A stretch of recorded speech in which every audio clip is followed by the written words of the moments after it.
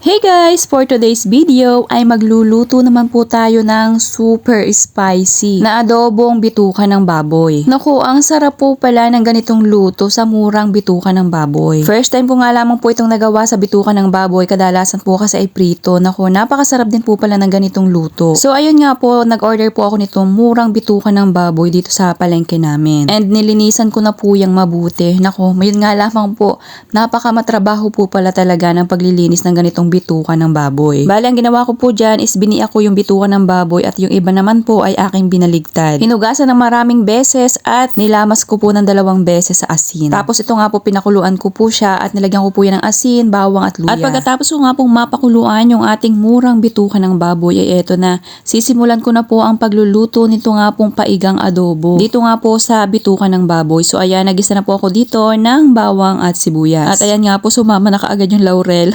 Excited na magisa. So yan po, igigisahin lamang po natin hanggang sa bumango yung ating bawang at sibuyas. At pagkatapos po niyan ay pwede na pong ilagay dito yung aking pinakuluan kaninang bituka ng baboy. Halu-haluin po at hayaan pong masangkot siya muna. Super natuwa naman nga po ako dito sa aking bituka ng baboy kasi nga first time ko pong maglinis nito, and in fairness successful yung pagkakalinis ko dito dahil talaga namang wala yung kakaibang amoy. Pagkatapos ko nga po masangkot siya ng bahagya itong ating bituka ng baboy ay maglalagay na po ako dito ng ilang mga pampalasa. Naglagay na po ako dito ng durog na paminta, toyo, at dahon po ng laurel. Bali, tansya-tansya na lamang po yung mga pampalasa na inilagay ko dito. Halu-haluin po para naman magpantay yung mga pampalasa na inilagay ko po dito. So, bali, naglagay pa rin po ako dito ng isang pork cube. Halu-haluin pa rin, and naglagay na lang po ako dito ng kalahating tasa ng tubig. Kalahating tasa na lamang po ng tubig yung ilalagay ko dito. Dahil yan naman po ay magtutubig pa. At saka gusto ko nga po dito sa gagawin nating adobo is yung paiga. Takpan at after ilang minuto po ay atin na po itong bubuksan para nga po atin itong mahalo-halo. At this point po ay maglalagay na po ako dito ng suka. Pagkalagay po natin ng suka ay hayaan po muna yung makakulo at huwag nyo po yung hahaluin para po malutong mabuti yung ating suka. At pagkatapos nga po ng mga 2 hanggang 3 minuto ay hinalo ko na po yan. And syempre yan po hahayaan pa rin nating maluto para nga po mas maiga yung pinakang sabaw nitong ating adobo. At naglagay na rin po ako dito ng 1 kutsara ng asukal. Yun naman po ay optional na lang, pero kapag ganito kasing adobo, gusto ko yung may konting tamis.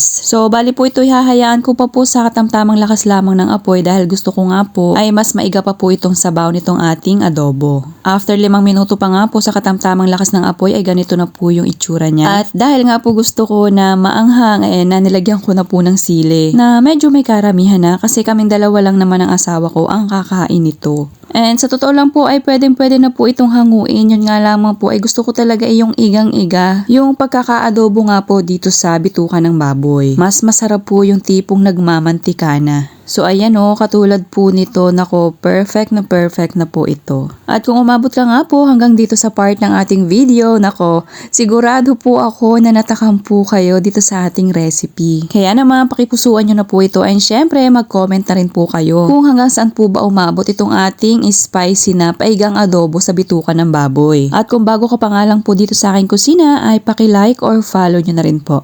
Salamat po! So ayan, kapag ganito na po, napakasarap na po niyan. Pwede nyo na po yung hanguin. At yan po ay pwede nyo nang iserve. Naku, napakasarap nitong ipare sa bahaw or sa kaning lamig. At kahit pa po sa bagong saing na kanin, ako, panalo po yung ganitong recipe sa bituka ng baboy. Kaya naman, subukan nyo na rin po at talaga namang napakasarap nito. Nagtatalo yung alat, konting tamis, and syempre yung anghang. Naku, napakasarap po nito. Serve and enjoy!